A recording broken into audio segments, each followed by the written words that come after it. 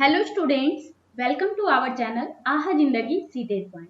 आज के इस लेक्चर में हम लोग मैथ्स पेडागोजी गणित शिक्षा शास्त्र के कुछ इम्पोर्टेंट प्रश्न को डिस्कस करेंगे और उसको साथ में हल भी करते चलेंगे। और ये जितने भी आपके प्रश्न हैं, टोटल प्रश्न आपके सीटेड जून 2011 के पूछे हुए सवाल होंगे। ओके, तो आइए हम लोग स्टार्ट करते हैं। देखिए, प्रश्न आपके दिए गए हैं, भिन्नों की तुलना पढ़ाते समय जिसमें अंश समान है, जैसे 3/5 या 3/5 बोल सकते हैं आप। चलिए, इंग्लिश हिंदी सब सारे कुछ समझ रहे होंगे आप लोग। और 3/7 रोहित की प्रतिक्रिया थी, चूंकि अंश समान है और 7 5 से बड़ा है, अतः 3/7 3/5 से बड़ा है। तो यह बताता है कि क्या बताता है, ये आपको जवाब देना है। ओके, 4 ऑप्शन आपको दिए गए हैं। रोहित तुल्य भिन्नों की अवधारणा नहीं जानता है, रोहित ने अच्छी तरह अभ्यास नहीं किया है, रोहित को भिन्नों के परिणाम की समझ नहीं है, रोहित अंश और हर की अवधारणा नहीं जानता। ये 4 ऑप्शन आपको दिए गए। इसमें सिंपल सी बात है, अंश एवं हर की अवधारणाओं को समझने के लिए तुल्य भिन्नों की अवधारणा को समझना आवश्यक होता है, राइट। तो हमारे राइट आंसर क्या होंगे? हमारे राइट आंसर जो होंगे ऑप्शन नंबर 1 हो जाएंगे। रोहित जो है तुल्य भिन्नों की अवधारणा नहीं जानता है, इसलिए ऐसा कह रहा है। रोहित की प्रतिक्रिया इसी कारण से ऐसा है, राइट। तो इसीलिए रोहित तुल्य भिन्नों की अवधारणा को नहीं जानता है, इसलिए रोहित कह रहा है कि 3/7 3/5 से बड़ा है। ओके, हमारे राइट आंसर ऑप्शन नंबर 1 बनते हैं। अगले क्वेश्चन को देखते हैं। क्वेश्चन नंबर 37 में फिर आपके मैथ पेडागोजी के प्रश्न आते हैं। और प्रॉपर मैथ्स, बीच में जो जितने भी प्रश्न थे आपके 4-5 प्रश्न जो थे प्रॉपर मैथ्स के प्रश्न थे। तो प्रॉपर मैथ्स के लिए आप YouTube पर सर्च कर सकते हैं आहा जिंदगी ट्रिकी मैथ्स चैनल, या फिर चैनल का लिंक जो है आपको इस वीडियो के डिस्क्रिप्शन बॉक्स में भी मिल जाएंगे। वहां आपको प्रॉपर मैथ्स के जितने भी, पहले तो आपको टॉपिक वाइज सारे टॉपिक कवर किए गए हैं, साथ ही आपको सीटेट का previous year solve paper 1 paper 2 दोनों ही प्रॉपर मैथ्स जो पूछे जाते हैं आपको वहां प्लेलिस्ट बने हुए हैं। आप वहां प्लेलिस्ट देखकर लाभ उठा सकते हैं। और आपको हिंदी मीडियम में चाहिए तो हिंदी मीडियम में भी अवेलेबल है, इंग्लिश मीडियम में चाहिए तो इंग्लिश मीडियम में भी अवेलेबल है। सारे प्लेलिस्ट आप विजिट कीजिएगा। हिंदी इंग्लिश दोनों मिक्स जो होते हैं, अगर इंग्लिश मीडियम में है उसको हिंदी में बोल के समझाए जाए तो वैसे भी आपको अवेलेबल है आहा जिंदगी ट्रिकी मैथ्स चैनल पर। लिंक आपको डिस्क्रिप्शन बॉक्स में मिल जाएंगे। आप लोग चैनल को सब्सक्राइब कर सकते हैं लिंक को क्लिक करके और लाभ उठा सकते हैं। चलिए, क्वेश्चन हम लोग देखते हैं। बच्चे के पर्यावरण में जो वस्तुएं लुढ़कती या फिसलती है उन पर कक्षा में चर्चा शुरू करो। बच्चों को उनके आकार देखने में और यह समझने में कि कैसे कुछ वस्तुएं जो है लुढ़कती है और फिसलती है सहायता करें, राइट। अब देखिए, स्रोत गणित के जादू 2 NCERT का कक्षा 2 की पाठ्य पुस्तक में इस तरह के सुझाव यह समझने में शिक्षक की सहायता करते हैं कि 4 ऑप्शन आपको दिए गए हैं। निदर्शन से संपूर्ण चर्चाएं विद्यार्थियों को संकल्पनाओं को बेहतर तरीके से समझने में सहायता करती है। दूसरे ऑप्शन है, चर्चाएं बहुविध परिप्रेक्ष्यों को कक्षा में स्थान देती है। तीसरे ऑप्शन है, चर्चा करना गणित की कक्षा के लिए सर्वश्रेष्ठ युक्ति है। और चौथे ऑप्शन जो है, आसपास की चीजों के बारे में बच्चों का ध्यान आकर्षित करना शिक्षकों के लिए अनिवार्य है, राइट। यहाँ हम लोग बात करें तो देखिए, पाठ्य पुस्तक में जो दिया गया होता है सुझाव निदर्शन से संपूर्ण चर्चाएं विद्यार्थियों को संकल्पनाओं को बेहतर तरीके से समझने में सहायता करती है, राइट। तो हमारे आंसर जो बनते हैं ऑप्शन नंबर 1 हमारे राइट आंसर हो जाएंगे। अगले प्रश्न को देखते हैं। प्रश्न नंबर 38, NCERT की कक्षा 4 की गणित की पाठ्य पुस्तक के पाठों में इस तरह के शीर्षक हैं। क्या शीर्षक हैं? कबाड़ी वाली, भोपाल की सैर, दुनिया कुछ ऐसी दिखती है, ये सब शीर्षक है। यह परिवर्तन किया गया है। पहले ऑप्शन है दैनिक जीवन से जोड़ते हुए उन्हें रोचक बनाने के लिए। दूसरे ऑप्शन है कबाड़ बेचने और यात्रा करने के बारे में जानने के लिए। तीसरा ऑप्शन है पाठों में गणितीय विषय वस्तु का अनुमान लगाने हेतु तो विद्यार्थियों को चुनौती देने के लिए। और चौथे ऑप्शन है उन्हें अलग सा समझाने के लिए। देखिए पाठ्य पुस्तक में जो ये सारे शीर्षक दिए गए हैं, कबाड़ी वाला, भोपाल की सैर, दुनिया कुछ ऐसी दिखती है, ये जो कई प्रकार के शीर्षक हैं, इस शीर्षकों का प्रयोग विषय को दैनिक जीवन से जोड़ते हुए उन्हें रोचक बनाने के लिए किया गया है। राइट, हमारे राइट आंसर जो बनेंगे ऑप्शन नंबर 1 आपके हो जाएंगे, दैनिक जीवन से जोड़ते हुए उन्हें रोचक बनाने के लिए। अगले प्रश्न को देखते हैं, प्रश्न नंबर 40। फिर आपके 38 के बाद 39 जो थे प्रॉपर मैथ है, तो प्रॉपर मैथ के लिए आपको मैं बता ही चुकी हूँ, आज जिंदगी ट्रिकी मैथ चैनल पर आपको मिल जाएंगे प्रॉपर मैथ्स जो सॉल्व किए गए हैं। 40 क्वेश्चन नंबर 40 जो है, गणित करने की युक्ति के रूप में सवाल हल करना में शामिल है। क्या शामिल है? क्रियाकलाप आधारित उपागम। दूसरे ऑप्शन है अनुमान लगाना। तीसरे ऑप्शन है व्यापक अभ्यास। चौथे ऑप्शन है हल पर पहुंचने के लिए संकेतों का प्रयोग। ओके, देखिए गणित करने की युक्ति के रूप में सवाल हल करना क्रियाकलाप जो है आधारित उपागम में शामिल है। तो राइट आंसर हमारे क्या बनते हैं? ऑप्शन नंबर 1 हमारे राइट आंसर होंगे क्रियाकलाप आधारित उपागम। अगले प्रश्न को देखते हैं, प्रश्न नंबर 41। यहाँ आपसे पूछे जा रहे हैं कि प्राथमिक कक्षा के बारे में बोले जा रहे हैं। देखिए ये मैं भूल गई थी, पेपर 1 के जितने भी सवाल हैं आपके पेपर 1 जून 2011 के पूछे हुए सारे सवाल हैं जो कि सीटेट के एग्जामिनेशन में आपको पूछे गए हैं। पेपर 1 के ये सारे सवाल। प्राथमिक कक्षाओं में आकार और स्थान स्पेस की समझ विकसित करने के लिए किए जाने वाले निम्नलिखित कार्यों को क्रम में लगाइए। क्रम में लगाने बोला जा रहा है आपको। तो देखिए क्रम क्या दे दिए गए हैं? A, B, C, D इस क्रम से आपको दिए गए हैं। ओके, उसके बाद आपको ऑप्शन दे दिए गए हैं, 4 ऑप्शन आपको दिए गए हैं। तो ये देखिए ऑप्शन आपको दिख रहा है, ठीक है। इसमें आपको बताना है कि किस क्रम में होना चाहिए। तो सबसे पहले हम लोग बोले क्या होना चाहिए? देखिए प्राथमिक कक्षाओं में आकार और स्थान की समझ, चाहे स्थान बोल दे या फिर आपको आकार बोले, दोनों को समझने के लिए दोनों आकार और स्थान की समझ जो है विकसित करने के लिए यदि 2D आकार वाली वस्तुओं का प्रयोग किया जाए तो सबसे पहले इन्हें छांटना चाहिए। यानी सबसे पहला नंबर पे कौन सा होना चाहिए? C, 2D आकारों को छांटना, ये पहले नंबर पे होना चाहिए। उसके बाद भुजाओं और शीर्षों का अवलोकन करते हुए उनकी विशेषताओं का मिलान करना चाहिए। राइट, तो दूसरे नंबर पे आपके क्या आ जाते हैं? भुजाओं और शीर्षों का अवलोकन करते हुए उनकी विशेषताओं का मिलान करना। 2D आकारों की भुजाओं और शीर्षों का अवलोकन करते हुए उनकी विशेषताओं का मिलान करना, ये आपके दूसरे नंबर पे आ जाएंगे। राइट, तीसरे नंबर पे कौन से आएंगे? उसके बाद हम लोगों को क्या करना है? शीर्षों और विकर्णों की गणना करते हुए उनका वर्णन करना चाहिए। क्या करना चाहिए हमें? उसके देखिए विभिन्न जो भी 2D आकारों की भुजाओं, शीर्षों और विकर्णों की गणना करते हुए उनका वर्णन करना चाहिए। यानी ये जो आ जाएंगे हमारे थर्ड नंबर पे आ जाएंगे।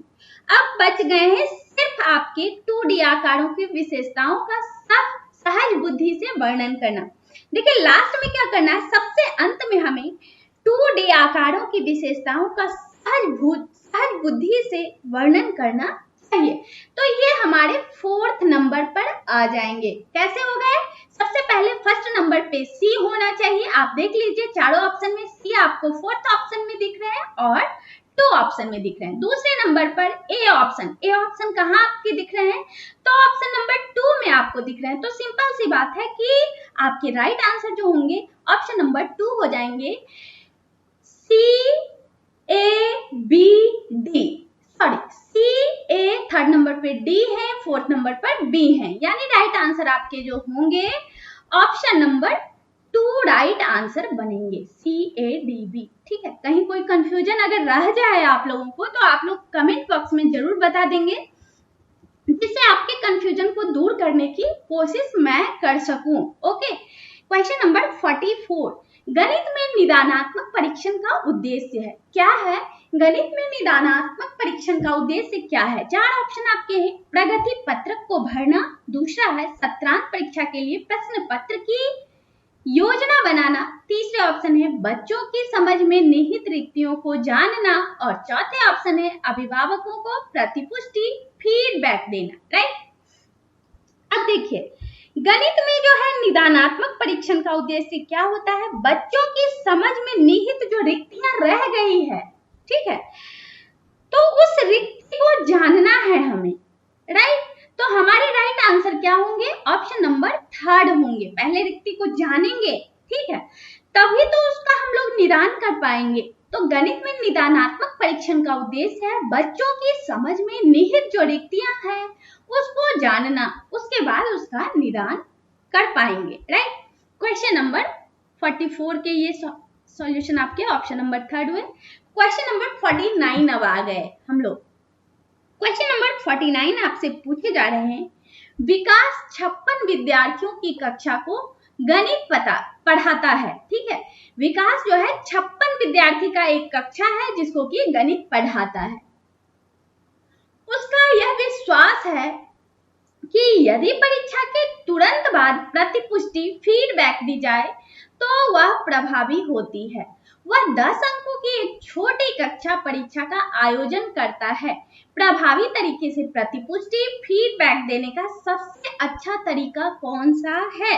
ये आपसे पूछे जा रहे हैं। 4 ऑप्शन है, चारों ऑप्शन को आप लोग देख लीजिए। ऑप्शन नंबर 1 जो आपसे पूछे जा रहे हैं, दिए गए हैं, वह पूरी कक्षा के लिए चर्चा का आयोजन कर सकता है कि वे किन तरीकों से अपने उत्तरों पर पहुंचे और सही उत्तर पर पहुंचने की प्रभावी युक्ति कौन सी है। दूसरा जो है, वह यादृच्छिक रूप से किसी भी एक कॉपी का चयन करे और बोर्ड की सहायता से उस कॉपी में उत्तर प्राप्त करने की विधि पर चर्चा करे। ये दूसरे ऑप्शन है।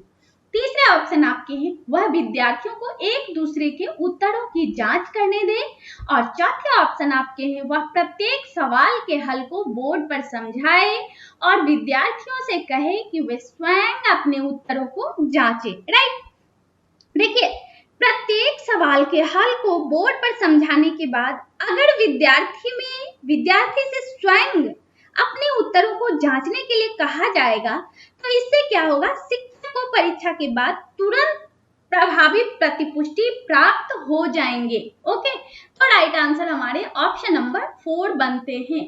अगले प्रश्न को देखते हैं, प्रश्न नंबर 50। ये देखिए इसमें क्या पूछे जा रहे हैं आपसे कि एक शिक्षक आकार, अभी जस्ट हम लोगों ने स्थान और आकार दोनों के बारे में चर्चा इसके 2-3 सवाल पहले जो हम लोगों ने किए थे। एक शिक्षक आकार पढ़ाने के लिए ऐतिहासिक स्थानों के भ्रमण की योजना बना सकता है। क्यों बना सकता है? पहले ऑप्शन आपके दिए गए हैं, क्षेत्र भ्रमण सीबीएसई द्वारा अनुशंसित किए गए हैं इसलिए यह अति आवश्यक है। देखिए ये आपके आंसर बिल्कुल भी नहीं होंगे। ठीक है, दूसरे ऑप्शन है, आकार किसी भी वास्तुकला का अभिन्न हिस्सा होते हैं और इस तरह के भ्रमण सभी विषयों के आपसी संबंध को बढ़ावा देते हैं। बिल्कुल राइट आपके ये ऑप्शन है और हमारे राइट आंसर ऑप्शन नंबर 2 हो जाएंगे। फिर भी हम लोग तीसरे और चौथे ऑप्शन को भी देखते हैं। तीसरा ऑप्शन है, उसने समय रहते अधिकांश पाठ्यक्रम पूरा कर लिया है और उसे अवकाश उपलब्ध कराने की आवश्यकता होती है। देखिए ये भी आपके बिल्कुल गलत आंसर है।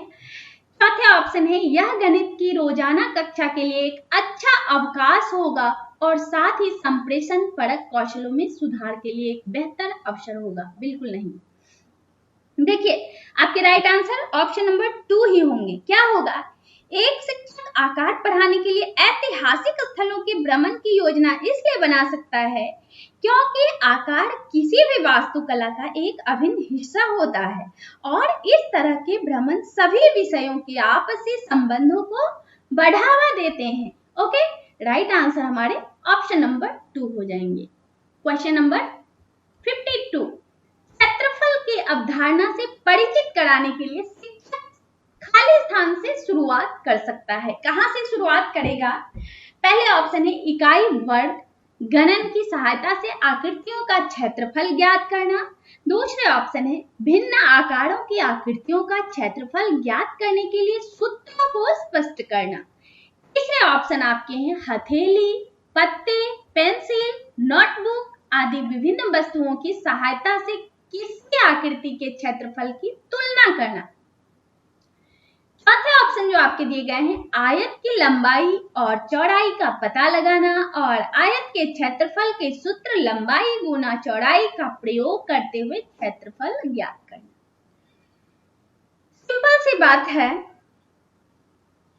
क्षेत्रफल की अवधारणा से अवगत कराने के लिए शिक्षक को क्या करना चाहिए? हथेली, पत्ते, पेंसिल, नोटबुक, इन सब से ये सारे जो वस्तु हैं उसकी सहायता से किसी आकृति के क्षेत्रफल की तुलना करते हुए विषय की शुरुआत करनी चाहिए। ओके, राइट आंसर हमारे ऑप्शन नंबर 3 हो जाएंगे। अगले प्रश्न को देखते हैं, प्रश्न नंबर 53। क्वेश्चन नंबर 53 आपसे पूछे जा रहे हैं कि जब राजन के सामने शाब्दिक समस्याएं आती हैं तो वह प्रायः पूछता है मैं जमा करूं या घटा करूं, मैं गुना करूं या भाग। इस तरह के प्रश्न बताते हैं कि पहला ऑप्शन है राजन संख्या संक्रियाओं को नहीं समझता। दूसरे ऑप्शन है राजन जोड़ और गुणा नहीं कर सकता। तीसरा ऑप्शन है राजन कक्षा में बाधा डालने के लिए अवसर खोजता है और चौथे ऑप्शन है राजन को भाषा समझने में कठिनाई होती है। देखिए राजन द्वारा ये जो हो रहे हैं मैं जमा करूं या घटा, मैं गुना करूं या भागा, तो इसमें क्या हो रहा है? इसमें यह जो है राजन द्वारा इस प्रकार के प्रश्नों का पूछा जाना यह प्रदर्शित करता है कि वह संख्या संक्रियाओं को नहीं समझता है। राइट, तो हमारे राइट आंसर ऑप्शन नंबर 1 हो जाएंगे। ओके, और इसी के साथ आज का ये नहीं और भी प्रश्न है आपके। क्वेश्चन नंबर 56, ये देखिए पूछे जा रहे हैं भिन्नों का योग पढ़ाते समय शिक्षक को नीचे दी हुई एक त्रुटि ज्ञात हुई। क्या त्रुटि ज्ञात हुई? 1/2 जोड़ 1/3 इक्वल टू क्या लिखा जा रहा है? 2/5। राइट, इस स्थिति में शिक्षक को उपचारात्मक कार्य के रूप में क्या करना चाहिए? क्या करना चाहिए? पहले ऑप्शन है प्रत्येक भिन्न के परिमाप को समझने में बच्चे की सहायता करें। दूसरे ऑप्शन है लघुत्तम समावर्त्य लसक की अवधारणा को समझने में बच्चे की सहायता करें। तीसरे ऑप्शन है बच्चे से कहें कि वह अधिक से अधिक अभ्यास करे। चौथे ऑप्शन है इसमें अधिक हस्तक्षेप नहीं करना चाहिए क्योंकि बच्ची जैसे ही बड़ी होगी वह समझ जाएगी। देखिए यहाँ अगर हम लोग बात करें, आप ऑप्शन सारे देखें, प्रश्न को भी देखते रहें, समझ में आ जाएंगे।